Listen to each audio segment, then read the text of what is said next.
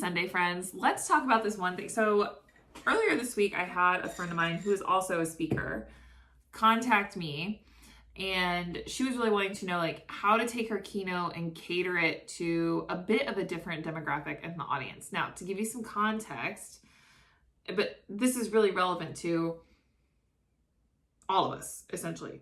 So to give you some context, she's a youth speaker, okay? She speaks to high school, college students. She got asked to speak to middle school students. It's a different demographic. It really is, in terms of how to connect, your maturity level, things like that. There's a lot of different layers there. It's no different than if you were in like the sales space and you were speaking to sales representatives, but someone wanted you to come speak to realtors. It's still sales, but just different demographic, right? And, or if you're going to a women's conference and you step into a men's conference, I mean, different demographic. There are different nuances of everybody's industry, different groups within your industry. That being said, the whole question she had was wrapped around, how do I take the signature keynote I have, the signature message, and make it and cater it to this other audience, which isn't vastly different, but different enough that it would have her be like, how do I change this? So this is just my opinion. I think a lot of people will have their thoughts on this, and I think that's good. I think it's important to get the information from a lot of different sources, right? Especially when you're talking about something like this. A couple of things. My first initial thought is, should we say yes? And this is something I asked her to, and I would ask anybody this, like, should you say yes to this audience when it's not who you typically serve, right? That's a question you have to ask yourself. If you feel called to do it, great. I just think that there's some times where we get asked to speak and we think it's close enough, right? But then we start to question these sorts of things like, is this my audience? Should I pour into them? How do I change my talk? Again, doesn't mean you shouldn't necessarily. It's just a question. It's just a question to challenge yourself with right off the bat, okay? Should you serve this audience, really? Second question is what you have to say relevant to the audience? The person that's hiring you feels like there is, right? However, you do have the right to say like, this is just not my thing. And that's true with any industry, okay? And then recommend a speaker who does speak to that particular demographic. That's also a thing. Okay, so let's get down to it. Let's say you say yes. Like, yes, you're gonna do it. You need to alter your talk just a little bit. There's a couple of different things that you could do. The first thing is to examine your talk and ask yourself, does anything need to change? Is that your perception of what needs to change? We don't know. This is why discovery calls are so critical, because they want to hire you because of what you speak about and who you speak to, and they feel it would be relevant to their audience. It's important that you're transparent about, this is who I typically serve, this is the message. You can even go down to, these are the stories I tell, this is the connection I build with this audience. And then you can say, you have to give me a minute to put together a proposal. It doesn't mean there's not stories that wouldn't fit that demographic or relevancy that could be made. So for her, I said, hey, I would still stick with your message, just put it in lingo that this audience can understand. Is there a connection that you could draw between the topics that you share with high school and college students, something relevant to the middle school student? Is there certain verbiage that you could change to speak to them on their level?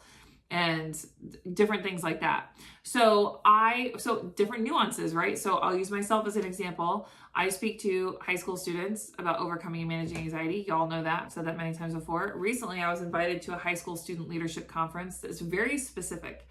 It's called HOSA, okay? It's H-O-S-A. It's the Future Healthcare Professionals of America. This entire audience is high school students that are going into the healthcare profession. That is a nuance, okay? Versus like a high school assembly. It's just a nuance, right? It's a nuance of the audience. So same thing I recommended to this speaker, I did myself. I just changed a little bit of lingo and leaned into their profession as to why this message would serve them well in their future profession. And I even talked about how, this profession, and it's true, has higher rates of burnout, has higher rates of mental health struggles, versus a couple of other professions that I put out there. And I said, there's the reason, and I talked about creating space for yourself and leaning into the things that bring them joy. So I made it relevant to them with the same message. Now, that being said, my entire talk did not change. My entire talk was the same. I just made points that were relevant to the audience. Or I created that bridge and closed that loop with them visually based on the nuances of the audience. So that's just something to consider. So it wasn't like she's stepping into a totally different space. Like, let's say she was speaking to teachers, which is not who she serves, right? She serves students. This particular decision maker was like, well, since you serve high school, can you do middle school, right? So it's not a huge jump. It's not a huge leap. We're talking about little nuances of the audience, which is why it's important to do discovery calls. So like my situation, it's not a huge leap. It was still high school students. It's just a different nuance. So now the real question is also, should you jump into a total, what happens when it's a big leap, but you feel called to do it? That is something you're going to have to figure out and put together based on the needs of their audience. And again, running that discovery call. I've been asked in discovery calls, can you speak to teachers or parents? And I have legitimately said, that is not my lane. I do know speakers that speak in that space. I do not want to step outside my lane. I will move with the nuances, right, of the audience, but I am here to serve teenagers. So you really have to ask yourself, who am I here to serve? And then stay true to that.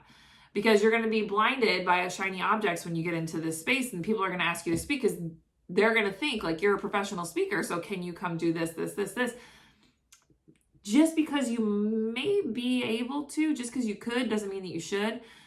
One of my superpowers, friends, is I'm very good at staying in my lane, and it has served me well. So become very good at staying in your lane, create momentum, create a name for yourself. And then when different nuances occur, you can cater your talks to those audiences. Does that make sense? I hope that was helpful. Let me know. That is something that literally just came up the other day, and I was like, I feel like we need to talk about that. So let me know how you do and what you do when you get asked to serve audiences that maybe just not a huge leap, remember, may just be a little step over from what you're normally used to speaking to, and how you cater your message to the audience. So go out there, be great, friends. Talk with you soon.